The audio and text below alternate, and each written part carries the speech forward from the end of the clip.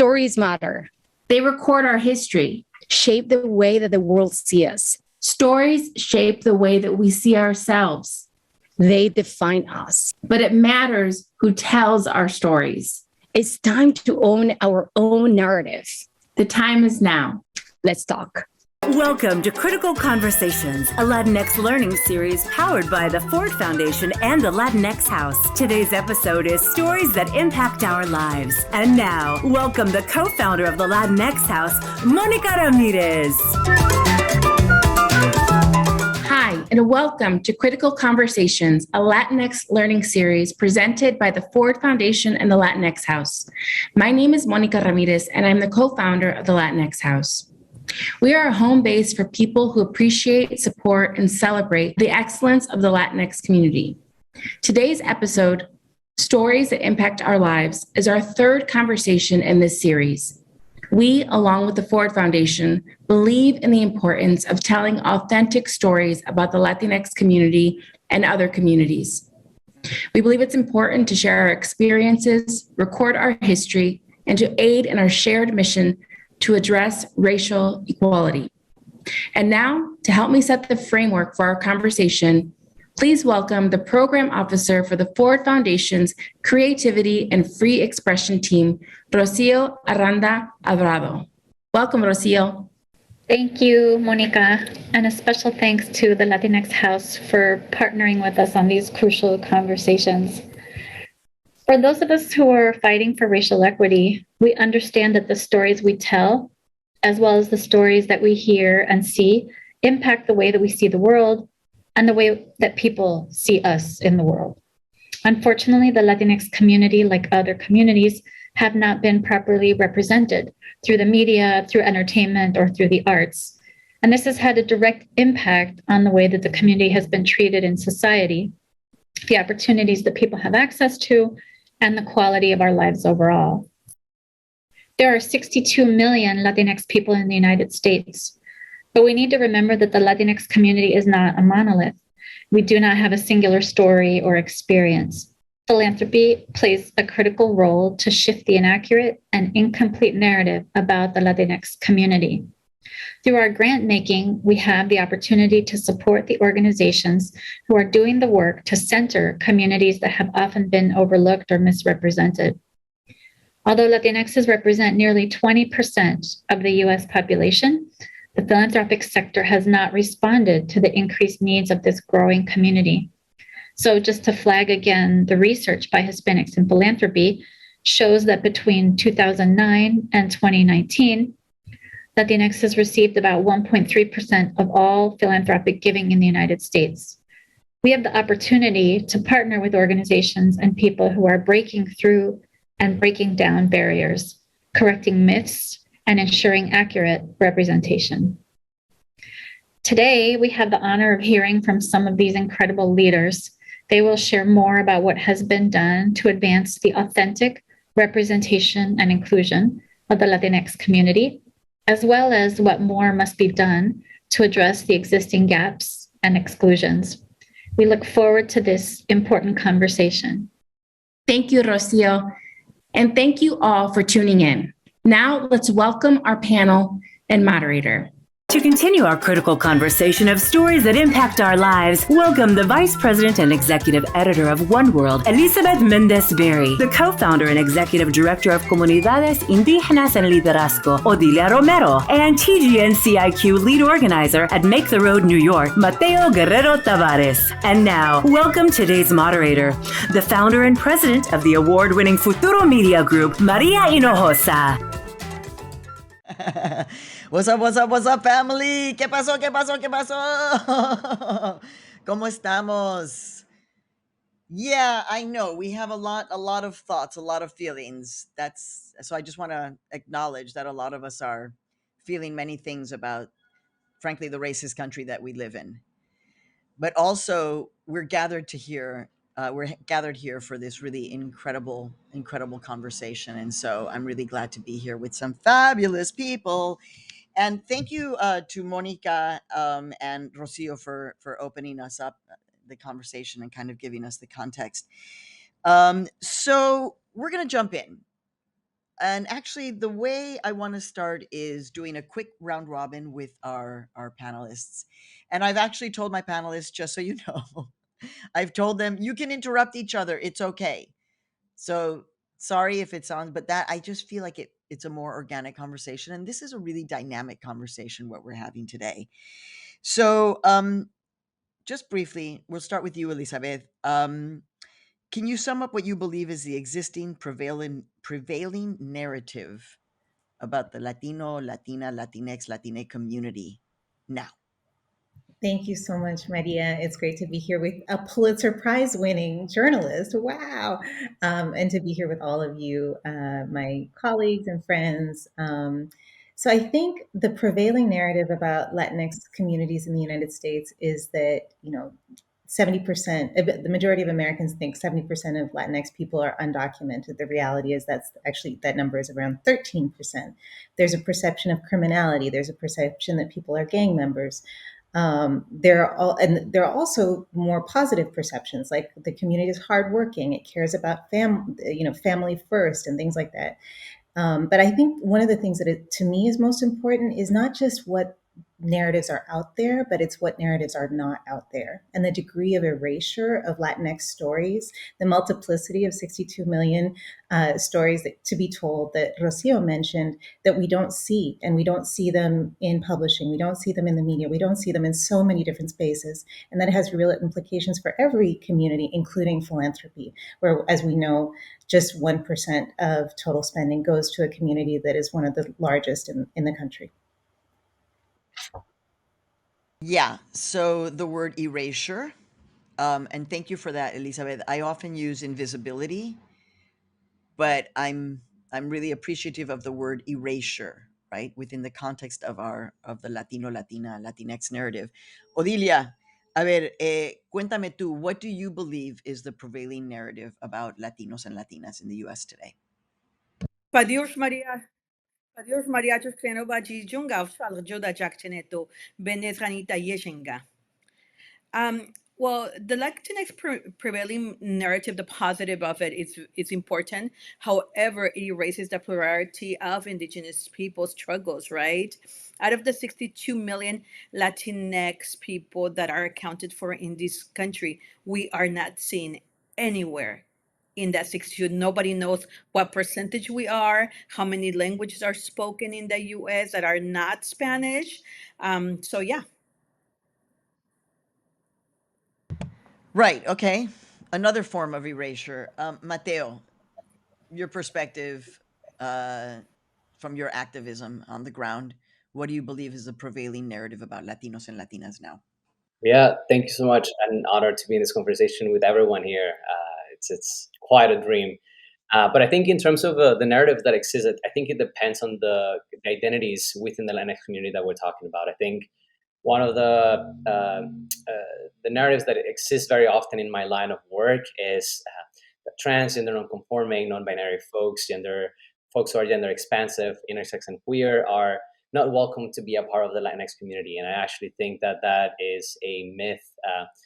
I think that there is an intentional narrative that has been created to avoid deep conversations, to avoid challenging the structural colonial practices and teachings that have been done over centuries, right? And I think the reality is that when our communities are invested on, when we're able to have conversations together to support one another, there is space for growth and there's a lot of capacity for loving and actually create camaraderie.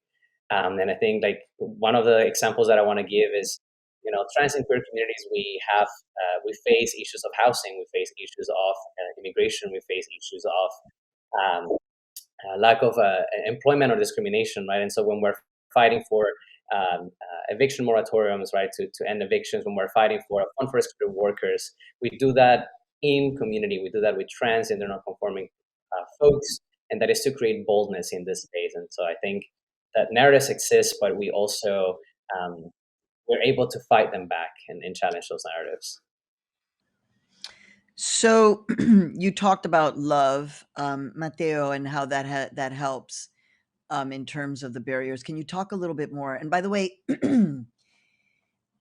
I think that because Latinos and Latinas in the United States also feel so attacked because we are, that un poco como que it's hard for some to talk about sin pelos en la lengua, the problems that we have within our community. And so for many years, I've talked about, look, Latinos and Latinas, the Latinx community is not only like, this diversity, a geographical, et cetera, but also, sacando los trapos al aire un poquito, the dirty laundry. There's a lot of homophobia. There's a lot of anti-blackness. There's a lot of racism. There's a lot of anti-Semitism. There's a lot of anti-abortion. There's a lot of complicated stuff. And so I wanted to ask you, Mateo, about the barriers to kind of, again, this notion of creating un sentido de comunidad. What are the ones that you see? Yeah, I think one of the main barriers is that there aren't even those spaces to have those conversations. I think about like the abuelas, las tías, los tíos, all the family members who might have a young person in their family who's grappling with their gender identity or their sexual orientation, or a kid in their family, and then they have nobody to reach out to, who to connect to, right? And I feel like that first barrier is that there are not those spaces to have those conversations. I think another barrier that I see very often happening in the movement is that oftentimes when we do talk about trans and gender non-binary and queer folks in the struggle, it is within a respectability politics, right? It's like, okay, the trans and gender non-binary person who went to college, who is fighting for immigration reform.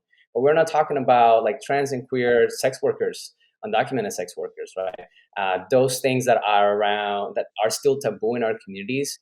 We're having a barrier to dive deep into why that is a taboo. Why are we not talking about it? And so it's the lack of spaces that aren't allowing for us to connect deeper to create both spaces. I remind my panelists, you can interrupt each other. You can interrupt me. It's okay. I'll still love you. Elizabeth, déjame hacerte una pregunta. So, the conversation about Latino, Latina, Latinx being a construct that was created. It's very interesting because I remember as a little girl rejecting the term Hispanic because I knew it had come from Nixon and Reagan and the Republicans and the census, and I was like, I'm not Hispanic.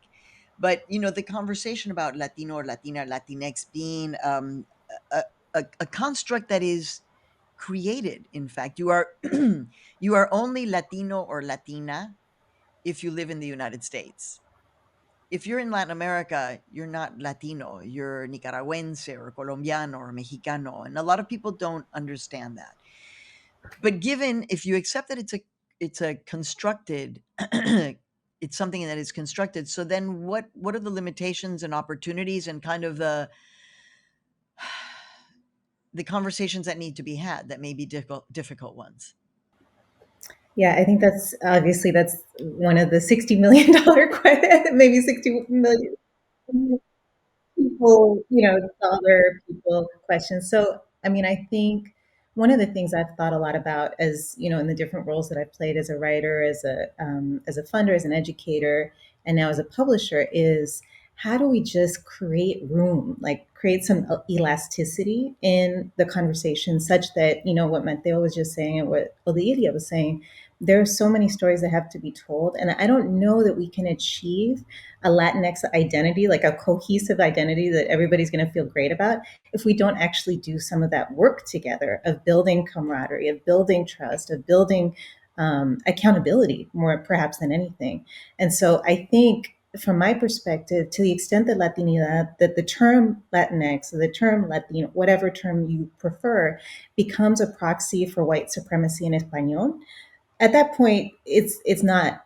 It's actually becoming a suppressor of power for our communities. But when it can become its juicy, complicated fullness, where all kinds of different people actually see themselves within it, not because the word was placed upon them, but because they chose the word through a process that actually like a muscular community-oriented process. And so, as somebody who works in publishing, and I'm happy to talk later about this as well, to me, storytelling is such a huge part of that. Like when I read Carla Cornejo Villavicencio's book, The Undocumented Americans, or when I read, Chiara Alegria Hudes' book about, being Philadelphia, having the Puerto Rican experience in Philadelphia, these are all stories. They're extremely different, right?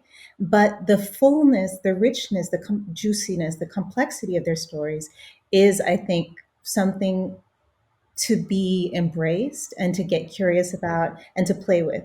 So, I certainly wouldn't position myself as the arbiter of whether this word or that word is the right word or is the useful word. But I think fundamentally the fact that our stories haven't been told means that we start in a place where we don't even have a vocabulary for what we mean.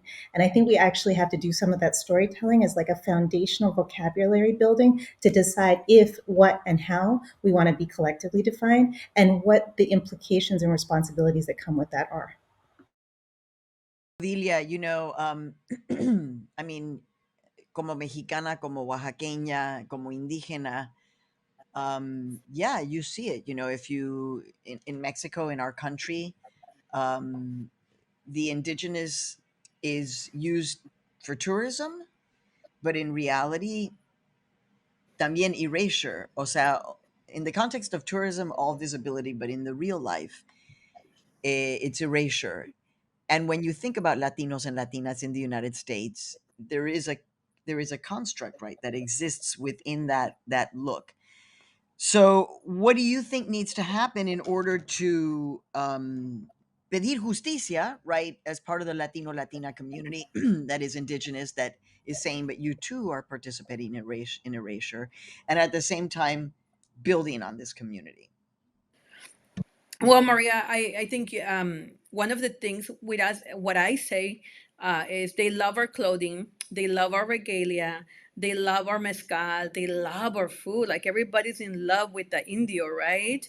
But when it comes to our rights, that is, we're not no longer loved. When it comes to us demanding the right, then they're like, oh, no, no, no. We love everything about you, but we don't love you. And that goes on with everything that has to do with indigenous people.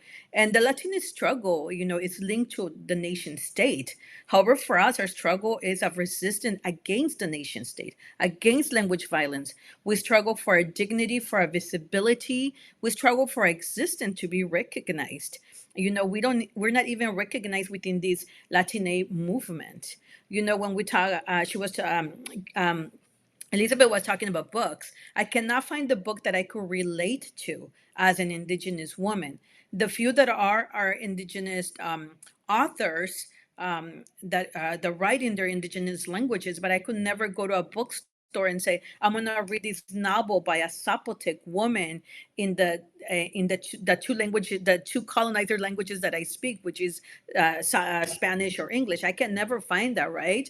And I think also as indigenous people, like people don't recognize us because they assume that everyone is Latino, but we're frontline workers in the restaurants, in the fields, but we're in the front lines of protection of water, corn, and Mother Earth. And this is why it's so important to break these ideas that everybody from south of the imposed border speaks Spanish. In Mexico, there's 364 plus indigenous languages out of the 68 nations that continue to exist. And we too migrate, right? We migrate to the US. So our languages are spoken from California to New York. You could hear Mixteco, Zapoteco, Quiche, Canjobal. There are so much diversity of indigenous people here. And we need to change that, really, really change the narrative. The Latinx community could not continue talking about an immigrant movement without talking about language, without talking about indigenous people, because this imposition of Latine on us is deadly.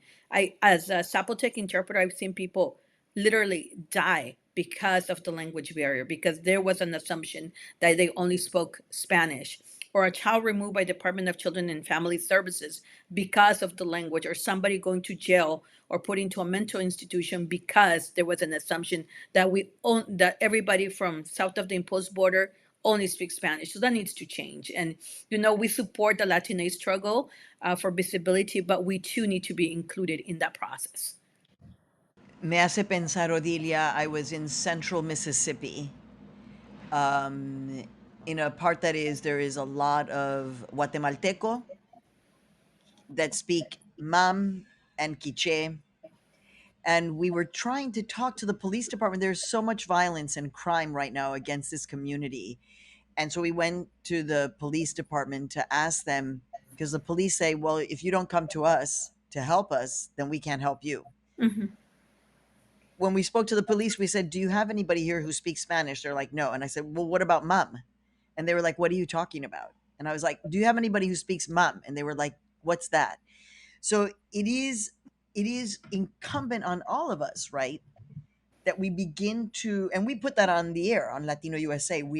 I hope, I think we could always be doing more, but I hope that we are adding to this complexity organically in the reporting that we're doing.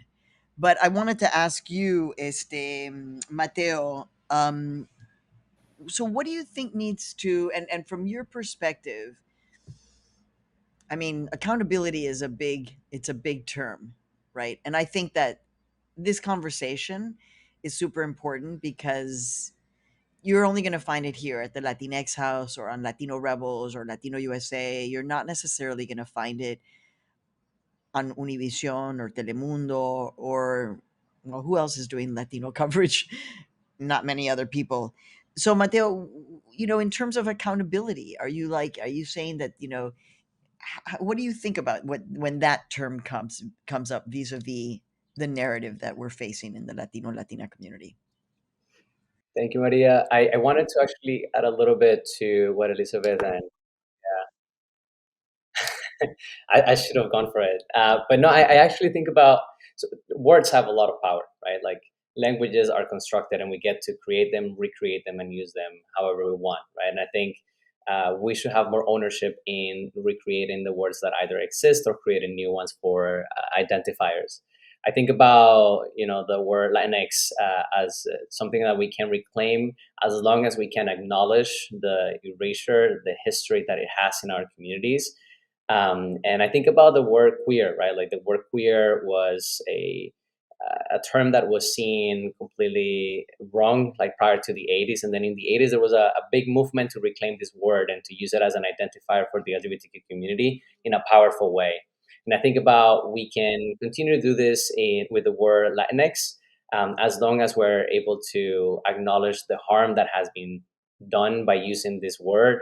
And that has been, as Elizabeth was saying, equated with white supremacy by doing the erasure of Black communities and Indigenous communities in our communities. And I think also the erasure of trans and queer and non-binary folks, and consistently using that binary on Latino and Latina, right? And using this Latinx word as a popular education tool to bring on board community members who might have questions and might be curious about, like, well, how can I be better? How can I better show up for my community? And so really using this word to bring them on board and challenge prior notions of what Latinidad was used for. Elizabeth, and I want to make sure everybody hears me saying Elizabeth. By the way, we've been friends for such a long time, Mamita. But let me ask you this. In terms of accountability, I mean, that piece of data that Latinos and Latinas get funded at, about what, 1.3%, it's it's just terrifying to me, because when I think about Latinos and Latinas and our population in the United States, I'm thinking about the future of democracy a lot. Like, that's the thing that is weighing on me. But so, philanthropy well. What needs to be done to, I mean, what, it's not like this is a conversation that just started. In fact, it's a conversation in terms of philanthropy and Latinos and Latinas that has been going on for, I don't know, a couple of decades now. So what's your sense of philanthropy and accountability and how to move the dial there? Yeah, that's a big question. It's interesting because when I think about narrative questions and I think about culture, I always say follow the money, right? Follow the money, follow the money, follow the money. And in this case, we're following the money and we're seeing the tiny percentages. And then I think, if you drill down and you get into, how many organizations that are led by indigenous people from Mexico, for example, or from, when you really segment it, you're talking teeny percentages that are, in my opinion, offensive. and completely out of step with where we need to be, not just in terms of philanthropy, but as society as a whole. Because where a budget is a moral document, right? And these budgets are demonstrating a lack of care, a lack of attention, a lack of imagination. I would say that I believe, and this is one of the things I've thought a lot about, both working in philanthropy and then also in media and publishing. I believe that Latinx communities are not thought about, right? And I think that erasure point, like there's both the toxic narratives and then there's the invisibility story, right? And the invisibility story is incredibly important because the way that philanthropy often works is by pedigree. It's about association with people who are perceived as being prominent or important or smart, right? Our communities, one of the things that Monica Ramirez and I wrote a piece for the New York Times called How Latinos Can Win the Culture Wars. We would have said Latinx, just so you know, Mateo, but they changed it. But that story, we uncovered the fact that the New Yorker did not have a single Latinx contributor at that time. The New Yorker did not. Repeat that in a city where there are 2 million Latinx people living, there is not a single Latinx contributor in the New Yorker. Immediately after that, or maybe not immediately, but soon after that piece came out, they started bringing in Latinx contributors. Hey.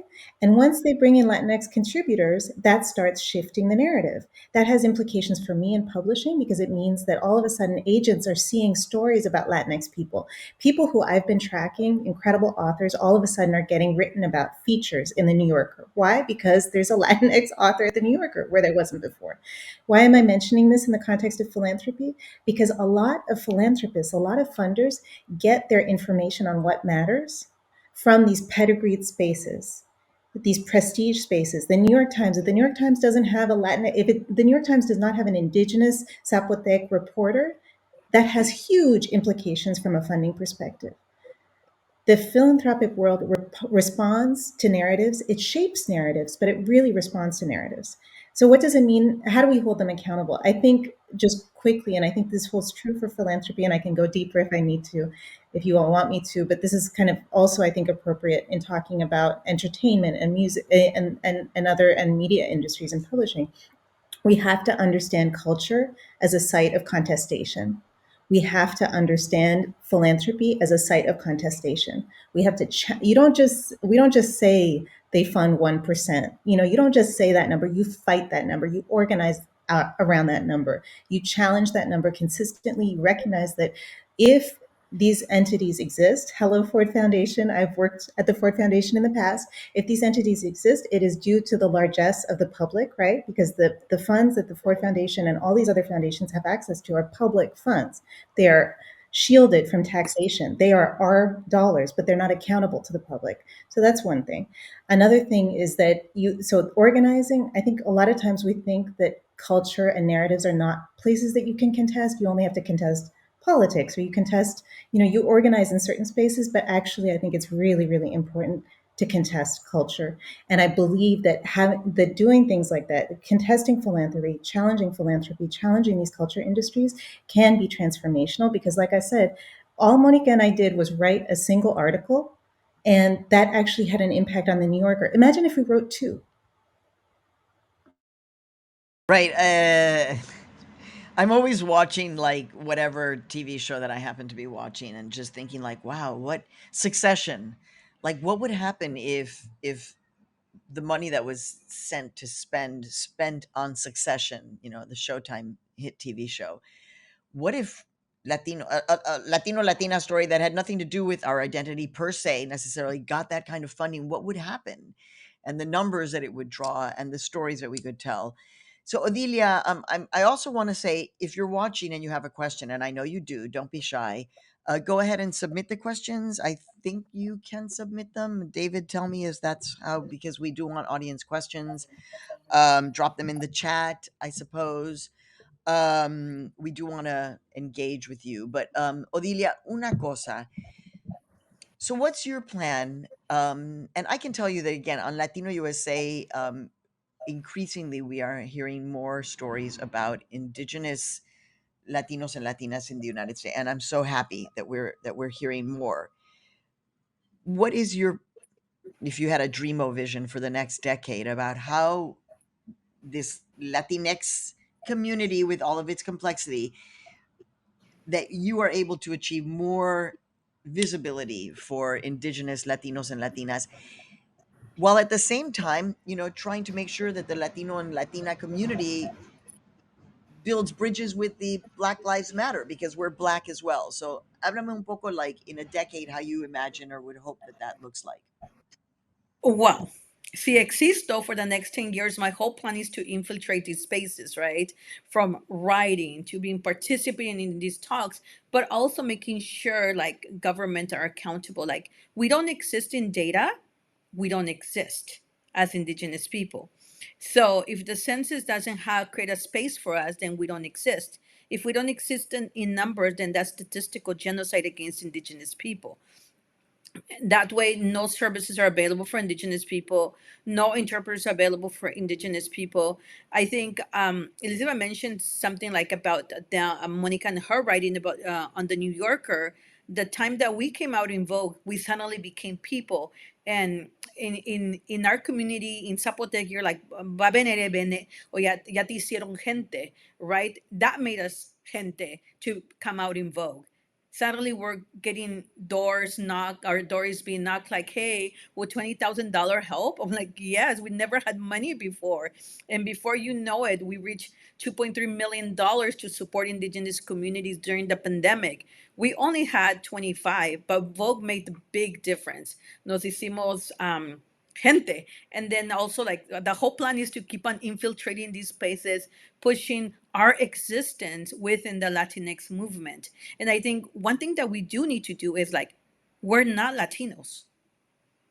You all have to start calling us Zapotecs, Mijes, Mixtecos, Chinantecos, but not Latinos, not Hispanic, but Zapotecs, indigenous people, because once you mix us there, it has a deadly consequence on our daily lives.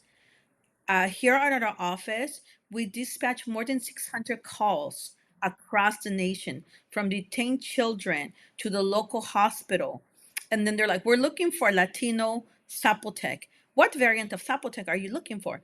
We don't know. It's just a Latino Zapotec. Well, no, there's no such thing as a Latino Zapotec. You have to tell me the name of the pueblo if you're looking for a Zapotec, because there's over 68 variants. But, oh, I just want a Mayan. Well, let me tell you something. Mayans are in Mexico, in Guatemala. Which Mayan would you like? Well, just a Mayan, somebody that speaks the most Mayans. Well, there's no such thing. Can you tell me if it's a pueblo in Yucatan or if it's an aldea in Guatemala, right? So it's so important that you call us by our names, the Zapotecs, the Mixtecs, the Chinantecs, the Quiches, because your movement is so important, but it's also as important as ours. Our lives depend on the language, on how you create your narrative. And one of the things that, like a lot of things in we all migrate with our delicious food, with our beautiful regalia, but we also migrate with our racism and discrimination towards the other, right? And I think I'll ask for all of you to go home, and when somebody says no seas indio, you stop them right there and say that is not okay. And when somebody's like, hey, like everybody from south of the imposed border is Mexican or is Latino, you have to stop them right there and say, do you know that in Mexico there's 68 indigenous nations and 364 indigenous languages? So we're not Latinos. So infiltrating, Maria, infiltrating, changing the numbers. I'll be very happy when I see the LA County intake forms for the different departments. What language do you speak? And Zapotec, Quiche would be one of the options. That is like my goal. And continue writing, aunque la gente no cree que yo pueda escribir, porque siempre dicen, did you write that really? Yes, I did. This Zapotec woman wrote that. So keep on infiltrating these spaces. That's the goal. I love that, Odilia. I love that a lot. And I agree. I think it's kind of like, in my sense, creating a media company, infiltrating the mainstream, Elizabeth, in publishing, the work you're doing, and Mateo in the activism, because I believe that, an organization like Make the Road from the time that I saw it, I was like, this is the organization. This is the organization we've been waiting for. So we do have a question that came in from the audience. It had to do with mental health. Now, some of you may know this. I love to say, soy bien mexicana. I've got 16 jobs. So yes, I'm an author and a this and a that, but I also am a professor. And one of the things I tell my students, right, is that if in particular if they're Latino, like if they identify Latino, Latina, and many of them are indigenous, by the way. Um, but I tell them, if you feel confused or if your mental health, if you're battling whatever it is, depression or imposter or all of this, it's normal because on the one hand, we're visible. Here you are at the Ivy League. But on the other hand, you're erased. And this can mess with your head, right? It really can challenge you. So, whoever, I'll open this up to anyone who wants on our panel to talk about what you're worried about in terms of the mental health of Latinos and Latinas, given the fact that we're so invisible, right? And that's why I guess just to end, Oyeme, this is beautiful. I'll share this with you, and in the context of this conversation, it's really beautiful. People will come up to me when I see them, when they meet me and they know that it's me and they hear my voice, and they will literally start crying in my arms. O sea, they will start crying. You don't know what Latino USA has meant for us. It saved me and everything. And it makes me think about the power of the work that we do to help lives. On the flip side of that, though, what is your concern, any of you, about the mental health of Latinos and Latinas because of the fact that we are so erased and invisible?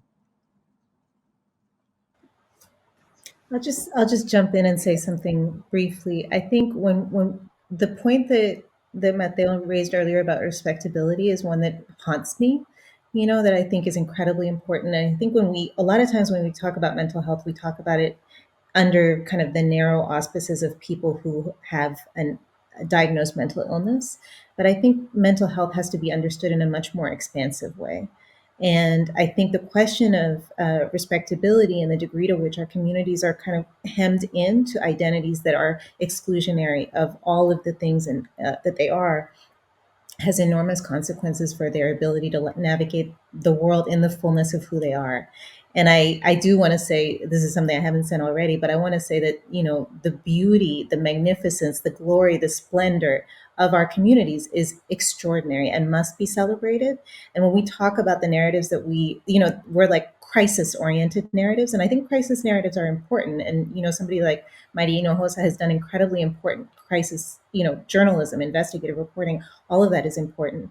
But day to day, regular, you know, Latinx experience has to be told as well. And I think when it's not, you really run the risk of people having mental health challenges that may not rise or be diagnosed, but that have real negative consequences for their quality of life. And I'm just going to say briefly, I've been working on a book with someone called Jason Hernandez. This is a person who was incarcerated for was sentenced to 320 years to life for a first-time nonviolent crack cocaine conviction. He's from Texas. His family has been in the state for 100 years.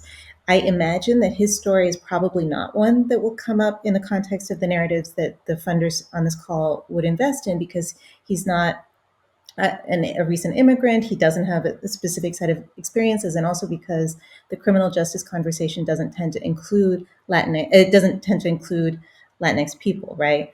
But his story is one of real, incredible challenges from a mental health perspective, and also perseverance and creativity and just courage, So I wanted to mention him because I think his story, and having the opportunity as an editor, I came into this role when his proposal came in. No other editors were interested in it, and that speaks to the lack of people in these positions.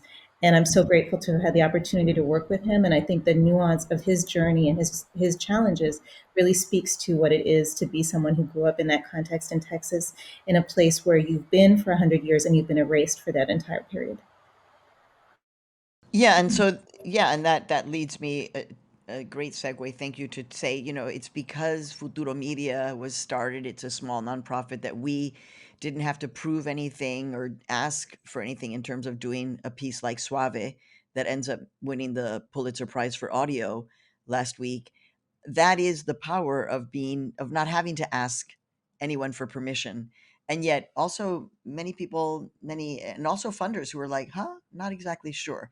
Ultimately, we made it, and it won a Pulitzer. Oye, Elizabeth, I know that you wanted to answer the question about what happens over the next decade in terms of, I mean, that's a decade, but you want to talk about a taking control of the Latino Latina narrative. So what's your plan, the decade long plan? Well, first you send a briefcase full of unmarked bills to my home, and then I'm kidding.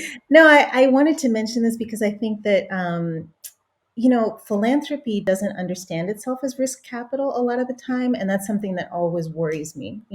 On the right, they understand themselves as risk capital. On the right, they invest in culture. On the right, they understand that, for example, you can take something, a red herring like critical race theory, and make it into the central conversation in this country. On the left, we're like, oh, culture doesn't really matter. I don't really care about culture. I'm not worried about culture. So, if I can convey anything today in this conversation, I left philanthropy to work in publishing because I believe the stories we tell are incredibly important, and because of people like Jason Hernandez, or to Odilia's point, Cali Fajardo Einstein, who's telling the stories of indigenous Chicanos in the West, in Colorado. These are stories from the 19th century that have not been told, right? Have not been published before, but have existed, of course, for centuries. So our work, I think, as publishers, is to understand that stories are kind of the unit of transformation for our societies. They are the way that we transform our collective imagination. And even though we focus a lot of times on Hollywood, it's actually articles, short stories. That's the intellectual property that leads to the movies that a lot of us wind up seeing and looking for ourselves in. We have to kind of understand that ecology, I think, is really important.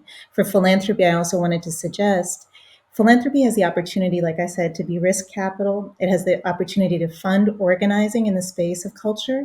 It has the opportunity to contest culture. I'm the co-founder of an initiative called Critical Minded, which is focused on supporting cultural critics of color.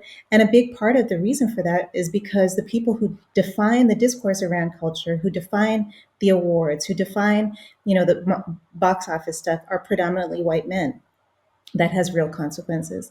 And then the other thing I wanted to suggest is just connective tissue. We need to understand that publishing should be connected to organizing. The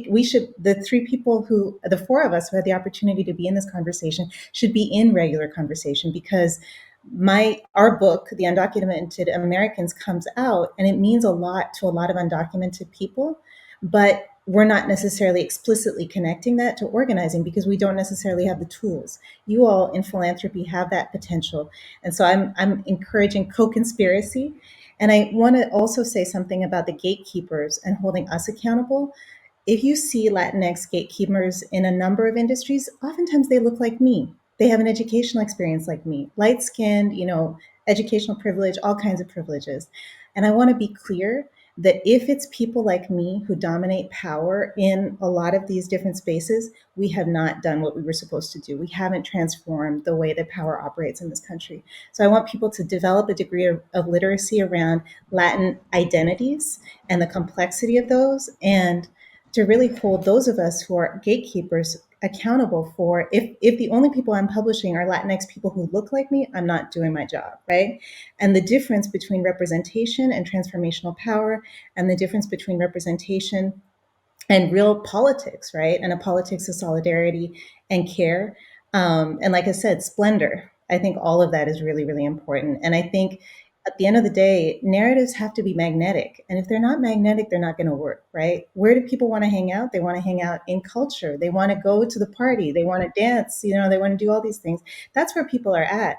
And I think a lot of times we don't recognize that culture is such a source of power and nourishment for people, and we don't invest in it. And so I really encourage philanthropy to look at artists like Guadalupe Rosales, to look at Kelly Lytle Hernandez, to look at all the people who are telling stories that haven't otherwise been told, and to see the fact that they are worth investing in, because they are actually the people who have the capacity to expand the American imagination, which is the thing that is most desperately needed in the society, in my opinion.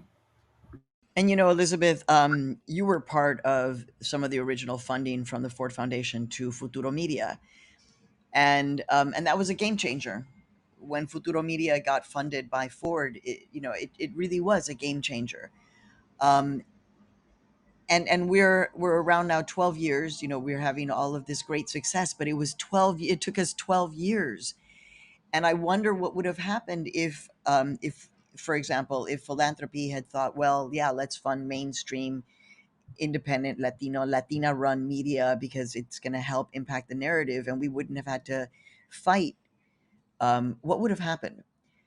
It doesn't matter, because I think al final de cuentas, and an organization like Make the Road, Mateo, what you have showed everybody, right, is you make the road, right? And we're just like chipping away, little by little, chipping away every single day, doing our thing, organizing, claiming more space, getting more people in the community involved. Your dreamo vision, Mateo, as we're wrapping up, for what you would like to see in the next decade, in terms of taking control of the Latino, Latina, Latine narrative. Mi sueño es que las personas trans estén representadas en todos los aspectos. I want trans people to be everywhere.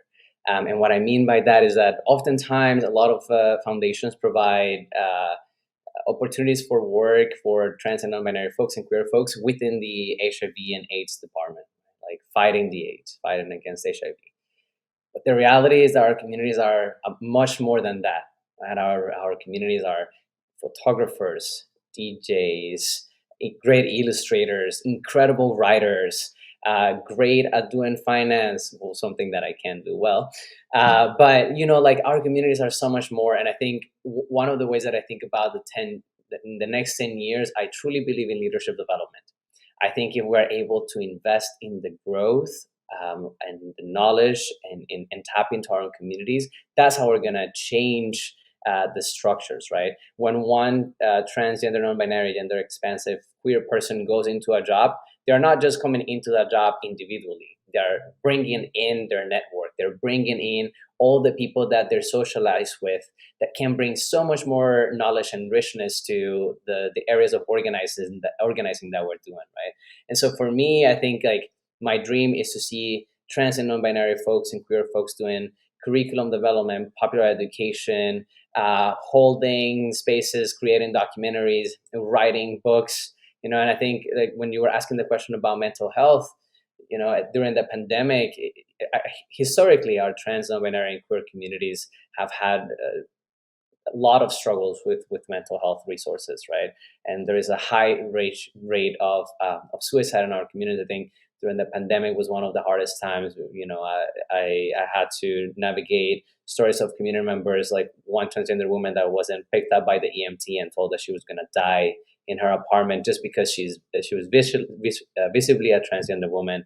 That there was other stories of transgender women that couldn't even cook in their apartment because they were being blamed for having brought in COVID in their place just for being trans. And those are the stories that we are not hearing. And to be able to heal, we need to hear those stories and create the resources to be able to deal with that, right? Like we need more trans and non-binary and queer therapists that speak Spanish, that speak Zapoteco, that speak Mixteco, Quechua, right? That can provide that support to our communities to heal and to be able to step outside of their comfort zone, to step into the positions that that will help us shift culture. And I will say, like to philanthropy, like don't be afraid to tap into different areas of the work. Trust the leadership of Black, Indigenous, and trans and queer communities, because that is how we're gonna reclaim Latinx in a way that is good for everyone and does not equate to cis sexist, heteronormative, and white supremacist structure. Also, because we've been doing this for a long time, with or without funding, we're doing this kind of activism and we've never stopped, right? I'm going to give each of you about less than a minute to respond to the final question, which is how do we take control of our narrative? I'm just going to use my example to, o sea, I was afraid. I was afraid to create Futuro Media. I had never done anything like that. But I feel a real responsibility. And in terms of creating Suave, my message has been to other journalists in particular and to people in general of our community, which is trust your gut. I knew there was a story there, and I knew there was humanity there. I never knew that it would get to this point of, winning a Pulitzer, and what kind of, as Elizabeth says, what that means in terms of taking up space. Looks like we're the first and only Latina run media company to be recognized by the Pulitzers ever. So it's taking up space. It's a lot about trusting ourselves, but you're right. We need other people to trust in us too. So Elizabeth, start us off. It's about 45-second each. What do we need to do? What is the thing? How do we take control of our narrative? Go. So I think a big part of it for me, again, is the magnetism and the idea of embracing all we are and not just our crisis moments, because I think we're so much more than that. And I think also that it's trusting artists, it's trusting imagination, it's trusting creativity. And then for funders, it's understanding that when we talk about our narratives, there's so many invisible stories, so many people, the examples that Odilia shared of people who lose their lives because there wasn't a translator available who actually spoke their language. Those stories need to be told, but funders, if you want those stories to be told, you also have to provide protection and support for whistleblowers, because that's something that we as a community have an enormous number of potential whistleblowers, but very few actual whistleblowers because of the costs associated with that. So I just want to encourage you all as funders to understand that relationship, the potential, and then also making people the heroes that they really are and seeing them in that way. Thank you. Gracias, mi amor. Odilia, you've got less than a minute. How do we Less take than a control? minute, Dios mío. Okay, well, I think one of the ways for us as Indigenous people is keep on pushing, right? And of course, philanthropy, yeah, should be one of our key partners. We, like Maria says, you have to take the risk. We created a women-led Indigenous organization. We're doing amazing thing. It took Vogue for people to trust us. So now that we've gained we're pushing and pushing, we invite you all to come and support Indigenous peoples and help us embrace our narrative. Support us by opening the doors. Why not publish a book by an Indigenous person? Why not why not fund the only 6 Indigenous organizations in the United States? There's only 6 of us doing a work that there's so much demand of Indigenous people in their language that there's only 6 of us, and we could barely meet the needs of community. So I think we need to create these spaces, and thank you for the solidarity. George Krenle Yugore. Muchas gracias, Odilia. Tenemos un mezcal pendiente. Sí. Mateo, take us out. Take us out, Mateo, En la in garrafa, en la terms. garrafa. Yeah, yeah, thank you. Yeah, no, I think for me is don't be afraid to tap into leadership development. I think for me is like there is so much knowledge already. It's like un cristal que está listo para ser pulido. Like I think that's what we need to do. Like there are so many amazing people in our trans and non-binary and gender non-conforming, intersex and queer communities. We just need to provide those tools to like really allow them to succeed in different areas of the work, right? And I think that's for me. And I think also when it comes to the interpersonal level, all of us, it is our job to interrupt homotransphobia and queer transphobia in all the spaces, right? It is our job with our families, with the schools around us, and so let's do that work, right? Let's always let's start neutralizing and expanding this like binary language that we have in Spanish and recreate it for ourselves in a way that serves everyone in our communities. Muchas gracias, Mateo, Elizabeth, Odilia. Muchas gracias to everybody, to the Latinx House and the Ford Foundation. Thank you for this conversation. We need a lot more of them, and I hope that all of you take something here and see the seed that it is and what we can all do together.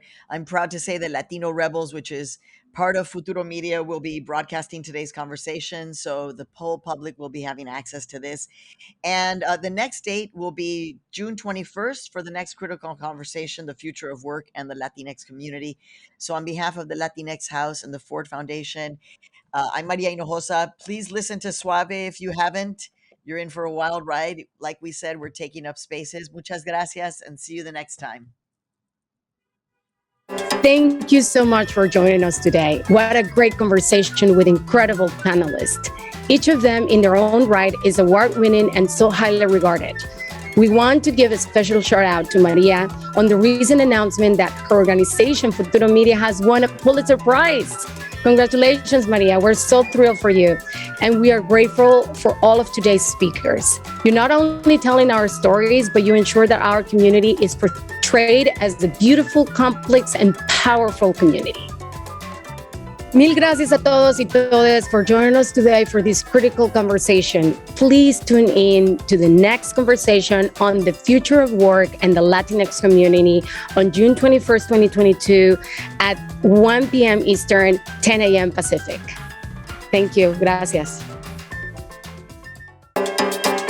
This concludes today's critical conversation, stories that impact our lives. Thank you for joining us. We invite you to tune in for episode 4, The Future of Work and the Latinx Community, on June 21st at 1 p.m. Eastern. Critical Conversations is a Latinx learning series powered by the Latinx House and Ford Foundation with support from Hispanics in Philanthropy.